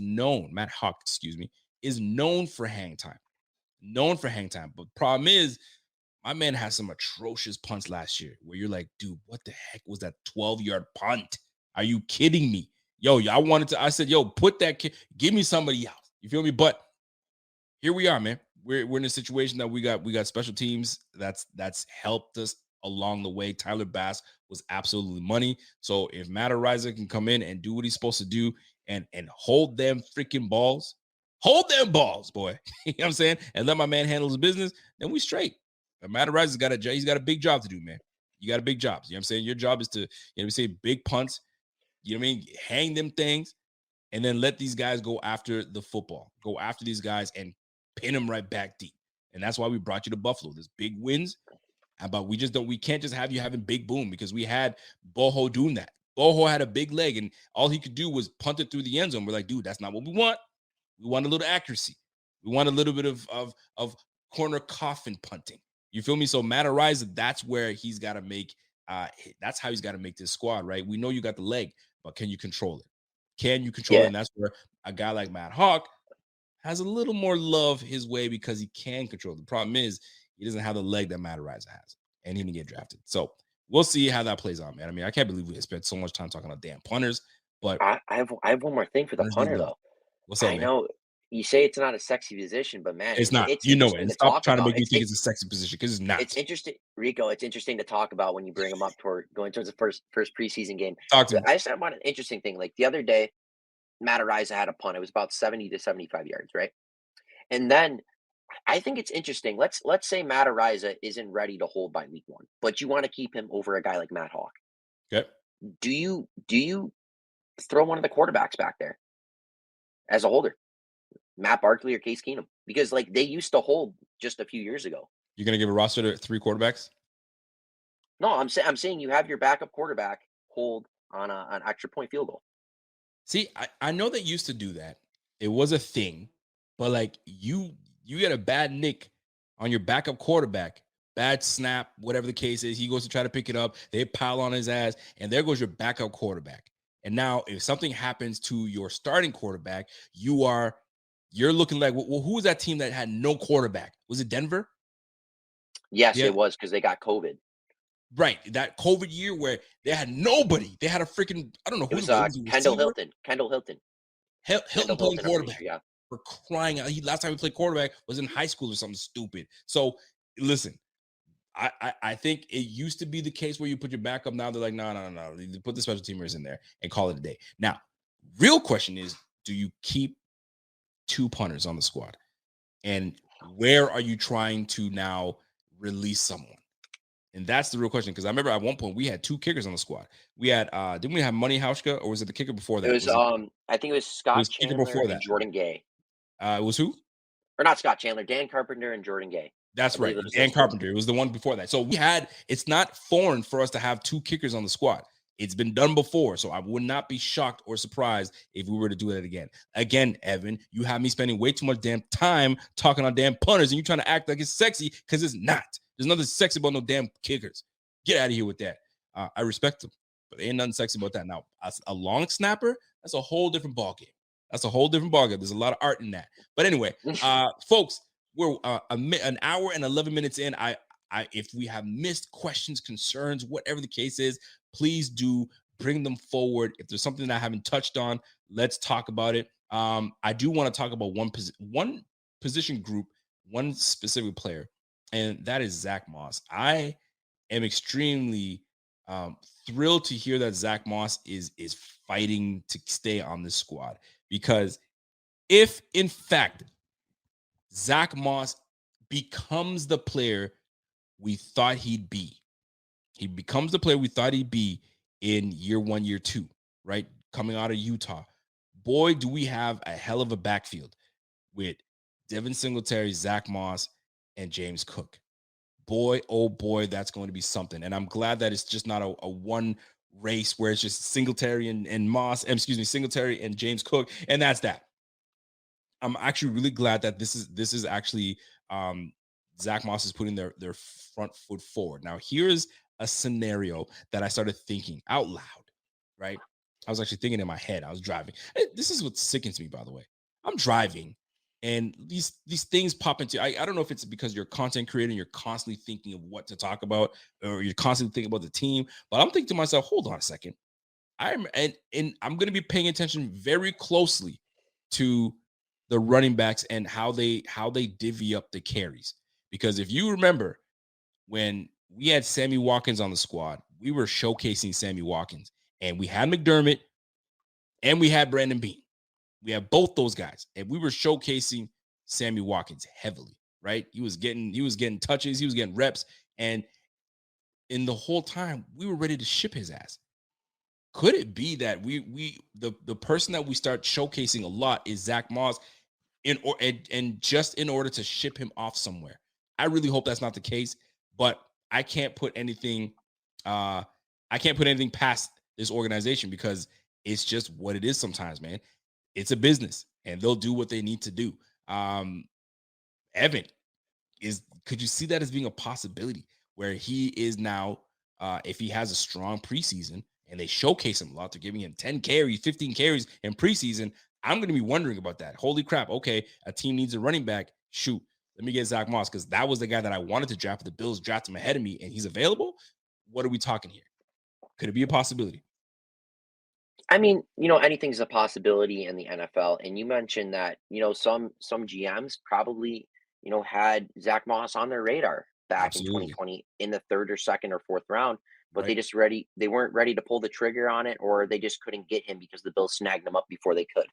And the thing is, Zach Moss doesn't have a lot of wear and tear on him, like, touches wise. He has not, touched the ball that much. And GMs value that in running backs. And if there is a GM out there that believes that Zach Moss can be a very solidified RB1 or RB2 on an NFL team, they probably wouldn't mind throwing out a 5th, 6th, or even 7th round pick for a guy like Zach Moss when the Buffalo Bills have two guys in Devin Singletary and James Cook that are very good running backs. I think they're good running backs. And then you got a guy in Duke Johnson, who's your 4th running back right now on the outside looking in, because in my opinion, I think right now he's behind Zach Moss, on the depth chart James Cook. As right now. Right. So maybe they're like, hey, if we get some value for Zach Moss, we can bring Duke Johnson on the roster.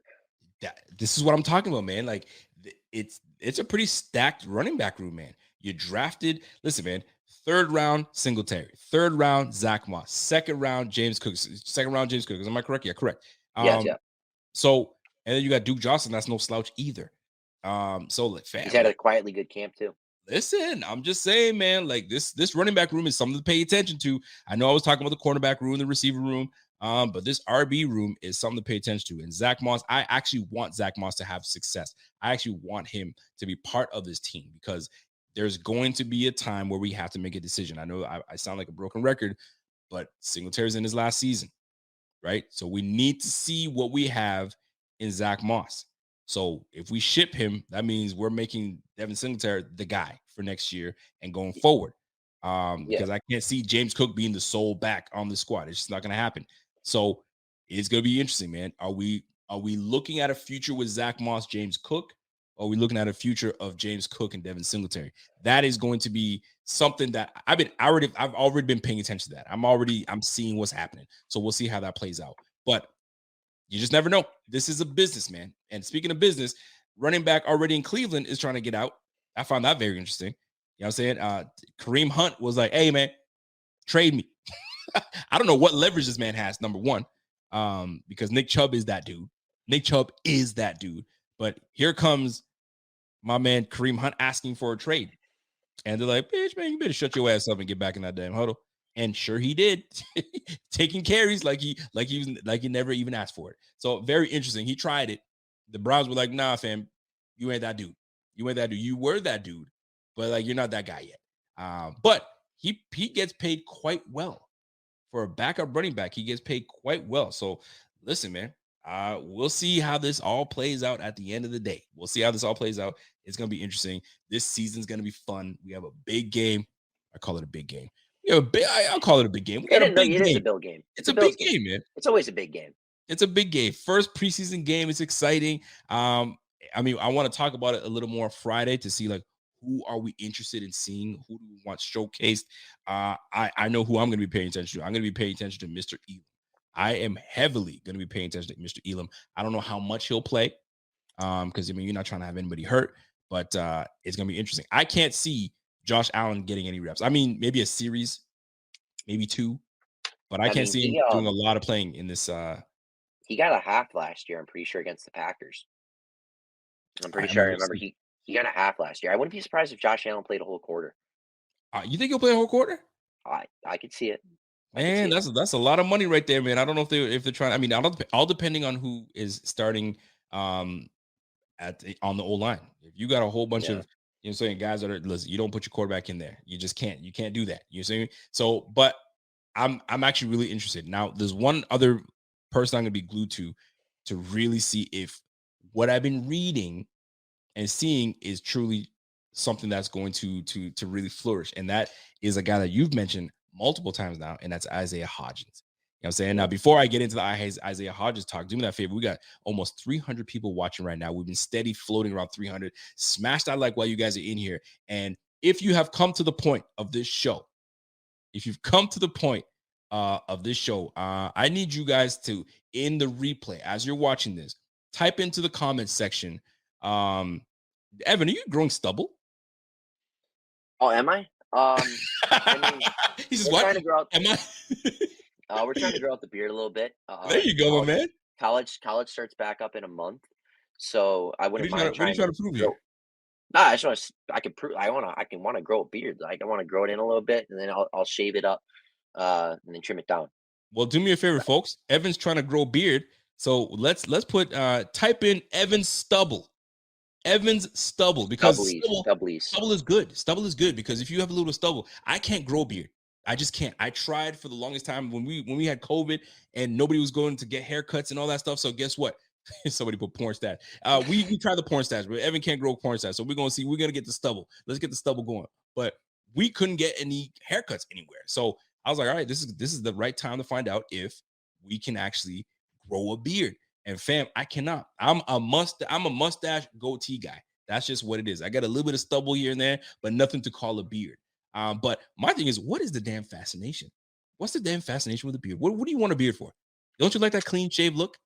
No, I do like that clean shave look. I just want to be able to, like, when I actually shave the beard after like a day or whatever, I just wanna have like it there, like it's noticed, but it's like nicely trimmed, right? You know what I'm saying? I get you, bro. I get you, kind of brother. want to do that though, and I know it probably doesn't look too good right now. I can see it from here, so you're looking all right, bro.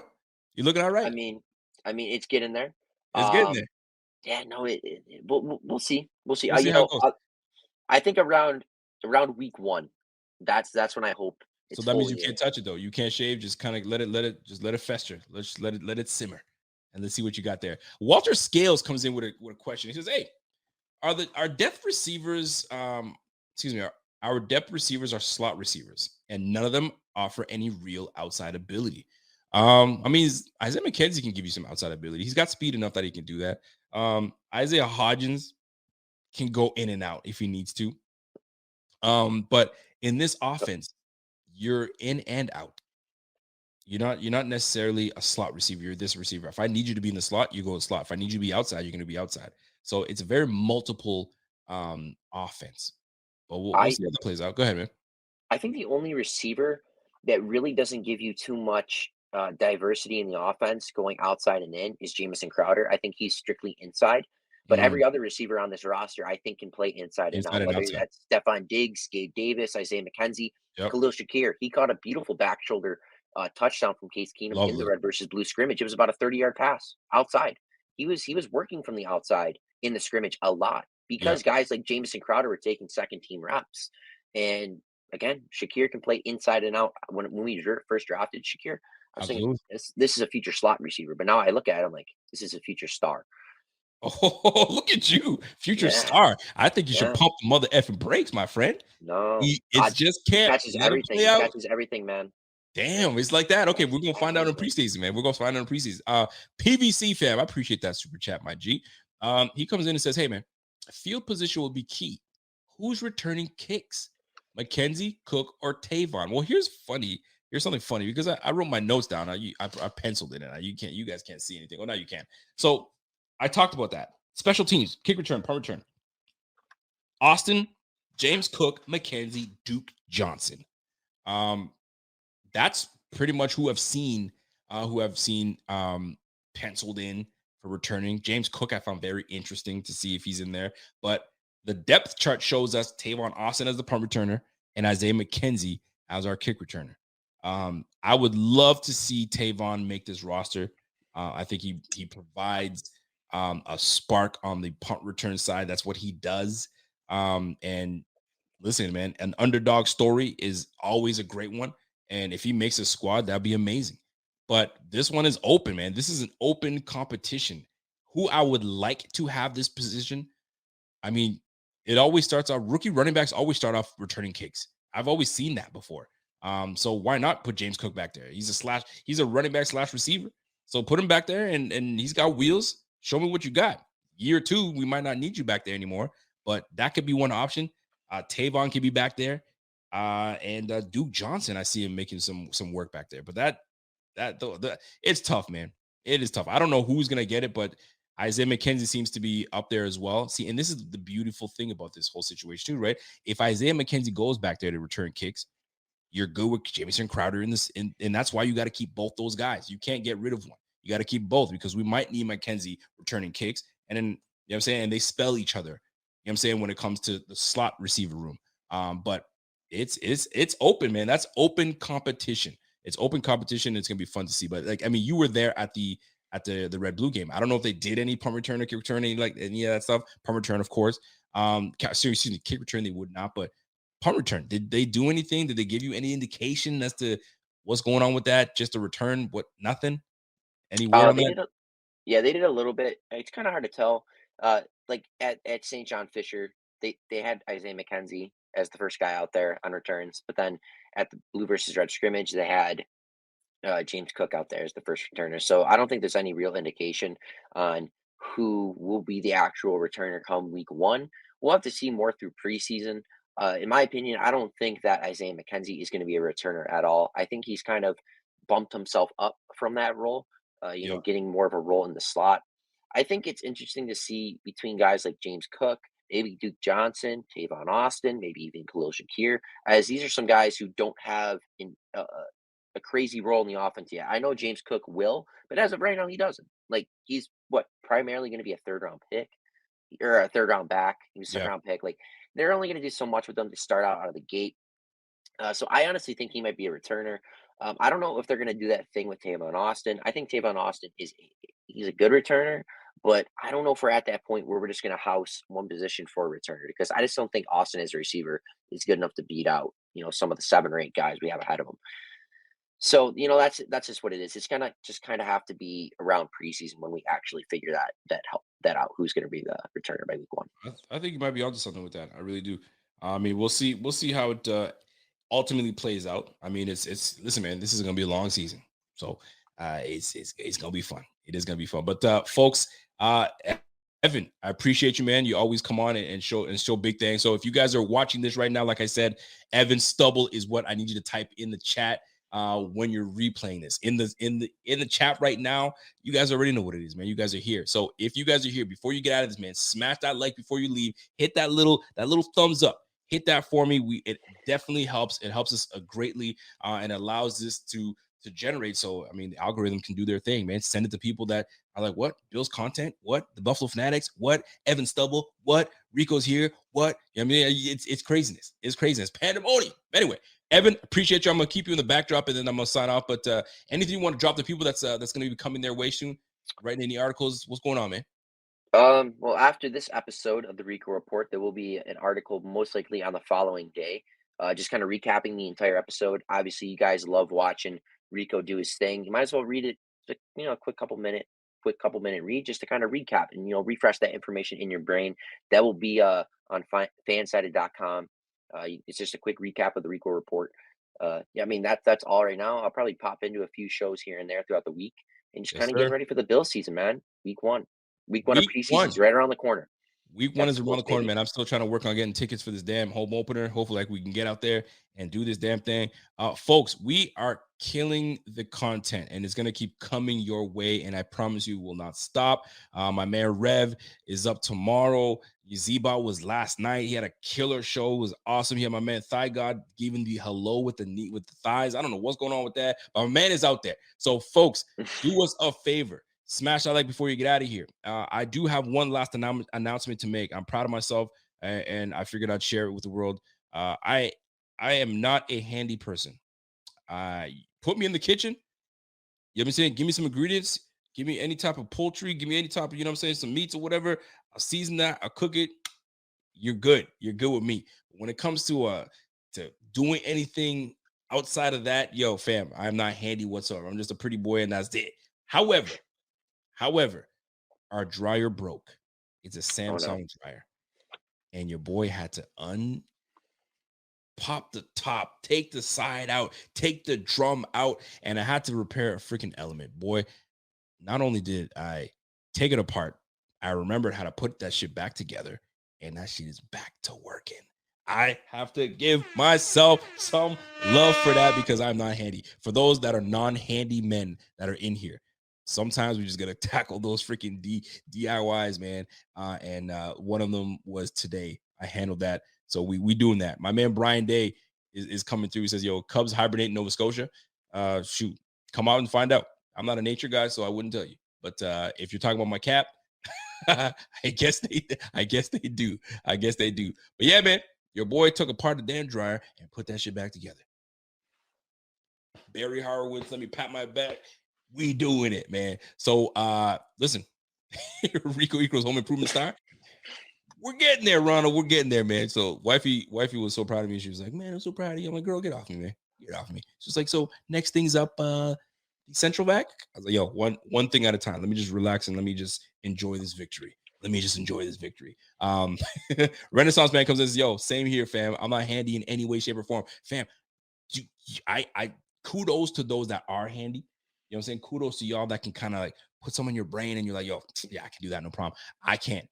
Yo, I'll watch you. I'm more the guy that says, yo, nah, I don't got time for that. I'll pay you to do that shit. That's me. That is me. You feel me? So like that's who I am. But it does help to freaking be handy because I'll tell you right now, man, that shit would have cost me like $600 to go and find someone to come do it because they charge you an hour and it's something ridiculous, or buy a new damn dryer when I just fixed it myself. Golly. I'm telling you right now, man. Dave calls yo, next, change the kitchen faucet. Funny that you mentioned that. The house that we moved out of, we wanted to like upgrade the faucet. So I had a buddy of mine come through and he kind of helped me put the kitchen faucet in. So I kind of have an idea of how to do it now. So boom, that's number two. Man. Yeah, well, Brian Day, that's one thing I do know how to do is make babies, man. I got 4 of them. So these oily hips don't stop, boy. They all up in that. They get up in that. You're too young for that. You can't be getting into that all that jazz. But you know what I'm talking about. But my man said PVC. Well, listen, man. I don't know what's next, but you can call me Rico the Tool Man. You know what I'm saying? We gonna retooling. We retooling and doing all these things, man. Look at Evan. Evan's like, yo, what are we talking about here, boy? Anyway, Evan, he's getting too happy, man. No, I'm excited, man. That's the way it is, man. Plumber's putty is the key. We'll see. I'm not there yet, but we're gonna find out. Like the next thing is the Central Vac is out, so I gotta try to find a way to do it, and we'll go from there. If you guys are handy, you guys know these things, and Central Vac is your thing, hit me up in the Twitter DMs and show me what it is. But YouTube has been my friend. That's what it is, man. But anyway, that's it for me, man. I'm gonna catch you on the flip side. Evan, great to have you. By the way, if you guys have not smash that like, not for me, but smash it for Evan Stubble. Evan's trying to grow a beard. I can see the shadows from here. So hopefully by next week he's got a full facial. You know what I'm saying? We'll see what's happening, man. So the 10 o'clock shadow. The 10 o'clock shadow, man. That's what it is, man. So I'm gonna put Evan out of here. And folks, that's it for us tonight, man. We appreciate you. Like I said, man, you don't have to be here, but you do spend time with your mans, and it doesn't go unappreciated, man, because it really does. And I do have one last story to share with you guys, which I thought was really cool. And it's a perfect way to end this show. We have a friend of ours, dear friend of ours, Krista. My girl Krista is and she's visiting us with her little guy Shay. And we talk Bills fit. We talk Bills all the time. She's going to the LA game, which is freaking nuts. But anyway, we were talking about Bills fans and how friendly they are and how great they are. So she went to a Bills game years ago, and she went to the bathroom and she hooked her purse up on the back of the door. I don't know if they have hooks on the back of the doors in these washrooms anymore, but she put her purse up in the back of the door and she had her passport, her money, she had everything, right? And she was her and her father that went to the game. Anyway, she got up, did her business, and left her purse. So she goes back there and they're like, oh, shoot, where's my purse? Freaking out. The stadium's full, right? 2 hours after the stadium, they're like trying to figure things out. And this lady was like, dude, I feel so bad. This lady emptied her pockets and says, take all the money that I have. It was like 40, 50 bucks. Take it. I hope this helps. I don't know what's going to happen, but do what you must and do everything. Here's my contact information. If you guys need my help, go ahead. Sure enough, they end up finding the purse. Everything was intact. They were able to stay at a hotel. But anyway, this is how good the people of Buffalo are. Little things like that. So this ties me into be kind to these damn players, man. You have good people. Don't be that one or two idiots that throwing stuff at a player or throwing your jerseys on the floor and having, Stephon Diggs. Yo, man, be kind, man. As simple as that, man. We're destined for great things this season. Let's not try to screw things up, man. Be kind to one another. And that's it for me, folks. You guys have a fantastic night. I got to end it on my man, Don Brown. He's got this track right now, a repurposed track. I got to play it for y'all and let y'all bang to this joint. So, folks, be good, be great. Have yourself a fantastic week, and we will catch you on the flip side. And until next time, ladies and gentlemen, it's your boy, and I'm gone. Y'all have a great night, and we'll catch you on the flip side. We'll catch you Friday. Revy Rev is on tomorrow. Be ready. It's the Rev. It's the show. It's happening. It's Rico Report, and I'm gone.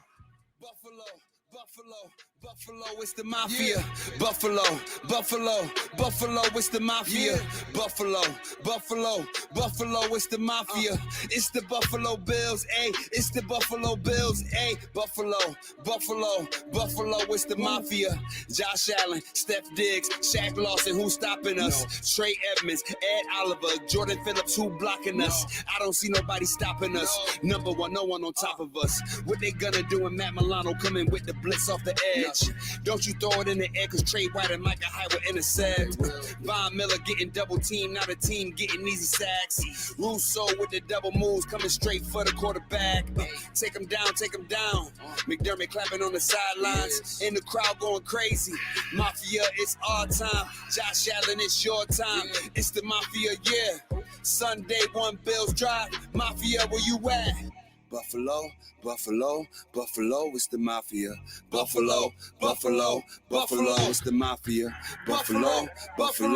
Buffalo, it's the mafia. Buffalo, it's the mafia. Buffalo, it's the mafia. Buffalo,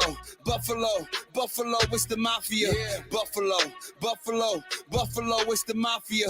It's the Buffalo Bills, it's the Buffalo Bills, Buffalo, it's the mafia. Josh Allen, Steph Diggs, Shaq Lawson, who's stopping us? Trey Edmonds, Ed Oliver, Jordan Phillips, who blocking us? I don't see nobody stopping us. Number one, no one on top of us. Mitch Moore snapped to Josh Allen, looking down the field, see no one open, so he scrambled right. He sees somebody open, but he off balance, so he gotta be focused. Dawkins with the block, Allen with the shock, 70 yards. Will it be called Gabe Davis or Jay Crowder? Down the field, past the whole roster, that Steph Diggs make it so easy.